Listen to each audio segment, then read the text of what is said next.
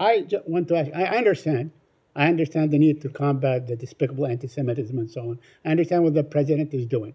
I'm asking you, do you reject the fact that a foreign leader is saying that the demonstrations ought to be put out, ought to be cracked down upon? That's what I'm asking you. Do you reject that?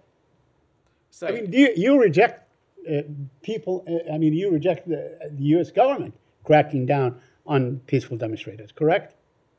Correct? Sorry. You reject that? I mean, this is part of what America is all about. I'm asking you, do you reject the interference of a foreign leader calling for the crackdown on full American citizens exercising their basic rights, their First Amendment right to demonstrate? That's what I'm asking you. The prime minister was commenting on something happening in this country. I will say over the course of this, I'm asking you. You are here representing the government of the United States of America.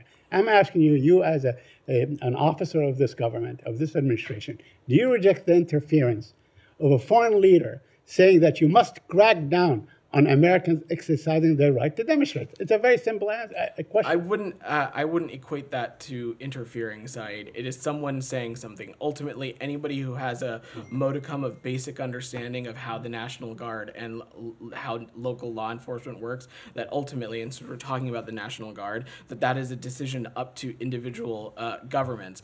Just like you all ask me about things that are happening in countries around the world. Right. You ask the secretary, you ask the president about events that are happening in countries around the world. We're seeing leaders from around the world offer their comments on things that are happening in the United States. But when it comes to the actioning on those items, there are procedures in place. Ultimately, these individual campuses can speak to what safety protocols that they have in place to ensure that students, faculty, and others are kept safe. What I'm saying in a broad sense is that rhetoric that is rooted in anti-Semitism, rhetoric that is rooted in Islamophobia, rhetoric that is rooted in targeting individuals for just who they are is unacceptable.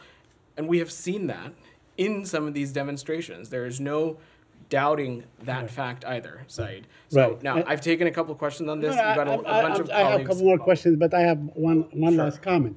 Don't you feel offended by the fact that a foreign leader is trying to fan the flames against Palestinian Americans in this country? That's exactly what he's doing. You don't feel offended by that? Saeed, that is not how I would interpret the Prime Minister's comments, and I defer you to his office to offer any clarification on what he said.